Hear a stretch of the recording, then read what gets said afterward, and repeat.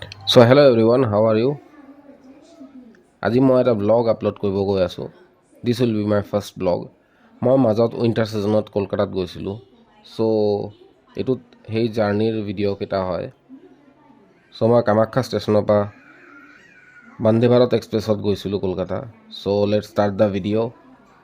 বহুতে এই ট্ৰেইনটোৰ ভিডিঅ'টো অলৰেডি চালে আৰু মই একচুৱেলি অলপ লেটকেই ভিডিঅ'টো আপলোড কৰিলোঁ। মই যেতিয়া গৈছিলোঁ তেতিয়া বন্দে ভাৰত এক্সপ্ৰেছটো নতুনকৈ লঞ্চ হৈছিলে। সেইকাৰণে বন্দে ভাৰত এক্সপ্ৰেছৰ ক্ৰেজটো বেছি আছিলে।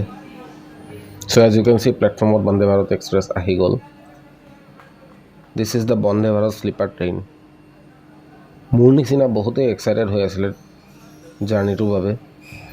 ট্ৰেইনটোৰ ডিজাইনটো একদম ফৰেইন কাণ্ট্ৰিত থকা ট্ৰেইনৰ নিচিনা হয়। It's a very well design train. It looks very beautiful and attractive.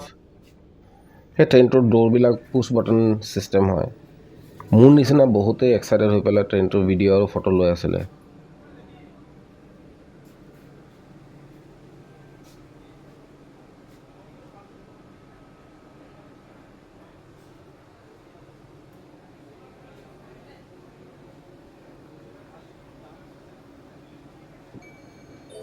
ইয়াতে এমপ্লয় হোৱাৰ বাবে এই বাংকবিলাক দিয়া হৈছে।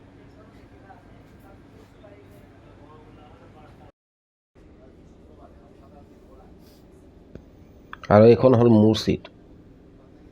As you can see colour কম্বিনেশ্যনটো বহুতেই ধুনীয়া ইয়াৰ আৰু যথেষ্ট ক্লিন হয়, লাইটেড হয় and there is a mirror inside. It's very comfortable আৰু যথেষ্ট স্পেচিয়াছ হয়। লেগ ৰুমো যথেষ্ট আছে।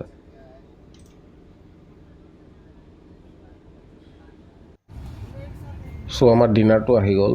দিছ ইজ দ্য ডিনাৰ পেকেজিং। মই নন ভেজ অৰ্ডাৰ কৰিছিলোঁ and this is the package of the food. আৰু মই ইয়াত লৈছিলোঁ আপোনাৰ chicken.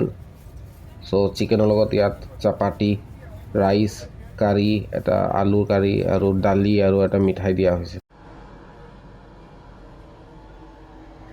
This is the toilet area. টয়লেটটো যথেষ্ট ক্লিন আৰু যথেষ্ট মডাৰ্ণ হয়।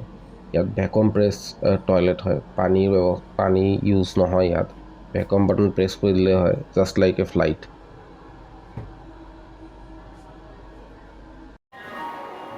চ' নেক্সট ডে আৰ্লি মৰ্ণিং ৰাতিপুৱা 8টাত আমি হাওৰা ষ্টেচন পাই গ'লোঁ। So' this is the end of the first video'.